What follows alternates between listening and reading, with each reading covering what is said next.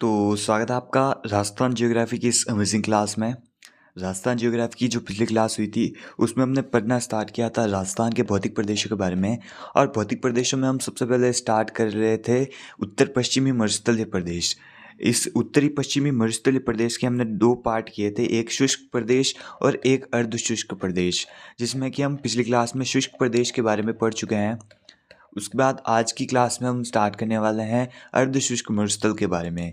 ये अरावली के पश्चिम भाग में फैला है और अरावली के पश्चिम भाग को हम वृष्टि छाया प्रदेश कहते हैं, क्योंकि जो मानसून जब आता है तो वो अरावली से टकराकर अरावली के जो पूर्वी भाग हैं वहाँ पर अधिक वर्षा कर लेता है, और जो अरावली का पश्चिमी भाग है वहाँ पर कम वर्षा होती है, तो इस कारण उस क्षेत्र को वृष्टि छाया प्रदेश कहते हैं।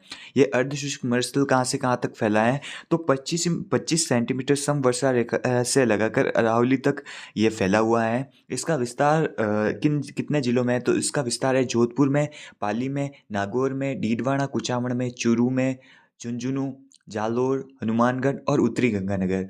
तो ये कुल मिला के 9 जिलों में इसका विस्तार है। इस यहाँ पर वर्षा कहाँ से कहाँ तक होती है, तो 25 से 50 सेंटीमीटर वर्षा यहाँ पर होती है। यहाँ पर स्टेपी अर्धशुष्क कांटेदार वनस्पति पाई जाती हैं। मिट्टी यहाँ पर सीरोजम और धूसर प्रकार की हैं। इसको हम 4 भागों में बांटते हैं। एक तो ऊपर वाला जो पार्ट है उसे हम कहते हैं गगर बेसिन या फिर पार्ट व नाली बेसिन। यहाँ पर गगर नदी बहती है इस कारण। उसके बाद सेकंड पार्ट आता है शेखावटी, तोरावटी या फिर कातली प्रदेश, क्योंकि यहाँ पर कातली नदी का अपवास क्षेत्र है। उसके बाद नागौरी उच्च भूमि। उसके बाद लूणी बेसिन या फिर गोडवाड़ बेसिन, जहाँ पर लूणी नदी का प्रवाह है या फिर लूणी नदी का बेसिन है। उसके बाद सबसे पहले हम स्टार्ट करते वाले हैं गंगर बेसिन। एक सेकेंड। गगर बेसिन जो कि हनुमानगढ़ और गंगानगर में है। यहाँ पर जिप्सम का प्रयोग किया जाता है। इस गगर बेसिन को प्राचीन टाइम में योंधे प्रदेश कहा जाता था, क्योंकि यहाँ पर योंधे जाति का निवास था।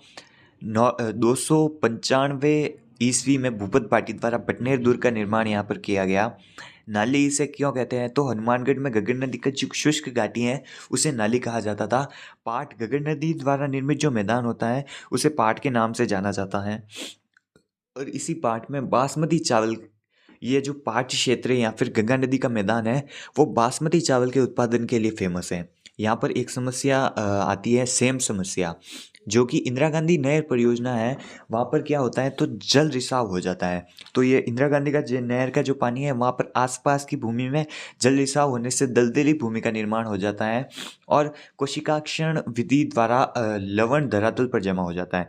जो गहराई में जमा लवण या फिर नमक है वो धरातल पर जमा हो जाता है, जिस कारण मिट्टी पर एक नमक की परत जम जाती है। इसी जो मिट्टी के अपरदन वाली समस्या है उसे सेम समस्या कहते हैं। इसके उपचार के लिए यूकेलिप्टिस या फिर जिसे हम सफ़ेदा कहते हैं उसका वृक्षारोपण किया जाता है। ये सफ़ेदा काम क्या आता है, तो ये पानी को अपने अंदर सोख लेता है तो इस कारण दलदली भूमि कम होती है। उसके बाद नेक्स्ट हम देखते हैं कातली या फिर तोरावटी या फिर शेखावटी बेसिन, जो कि चूरू, झुंझुनू, सीकर और डीडवाना कुचामन जिलों में फैला है। शेखा सामंत के अधिकार के कारण इसे शेखावटी कहा जाता था और तवन वंश के अधिकार के कारण इसे तोरावटी कहा जाता है। कातली नदी मतलब ये जो है ये राज्य का सबसे बड़ा आंतरिक प्रवाह बेसिन है, कातली नदी बेसिन। भागड़ या फिर एरबाटी भी इसे कहा जाता है, क्योंकि यहाँ पर पुरानी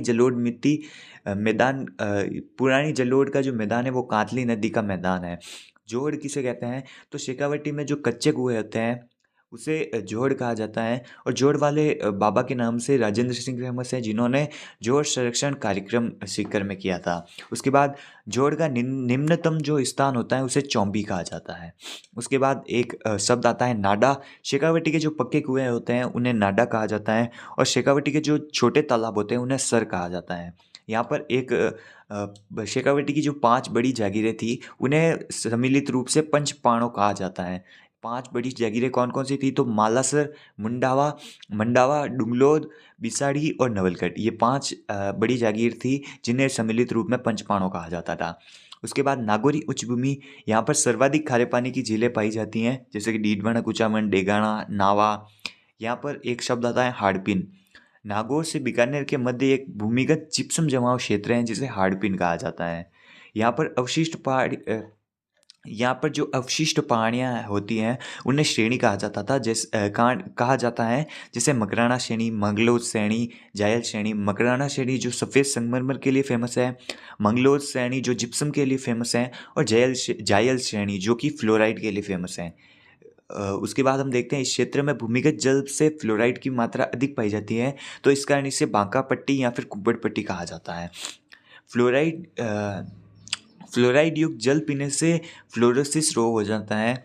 इसमें क्या होता है, तो इसमें दांत का पीलापन और पीठ का झुकना पाया जाता है। मतलब फ्लोराइड की अधिकता के कारण हमारी हड्डियां कमज़ोर हो जाती हैं और हमारे दांत पर जो एनिमल परित होती हैं वो मिट जाती हैं, तो इस कारण हमारे दांत में पीलापन आता है और हमारी रीढ़ की हड्डी को ये नुकसान पहुंचाता है, तो इस कारण हमारी पीठ झुक जाती है। और फ्लोराइड युक्त जल पीने से हमें कौन सा रोग होता है, डेंटल फ्लोरोसिस या फिर फ्लोरोसिस रोग होता है। उसके बाद नेक्स्ट हम देखते हैं लूणी बेसिन, जो कि पाली, जोधपुर, बाड़मेर और जालौर में फैला है। इसे हम गोडवाड़ बेसिन या फिर सांचौर का बेसिन भी कहते हैं। गोड जाति के निवास होने के कारण इसे गोडवाड़ बेसिन कहते हैं। और सांचौर बेसिन जालौर में कहते हैं क्योंकि यहाँ पर 5 नदियों से निर्मित मैदान बना है। और सांचौर को हम कहते हैं राजस्थान का पंजाब।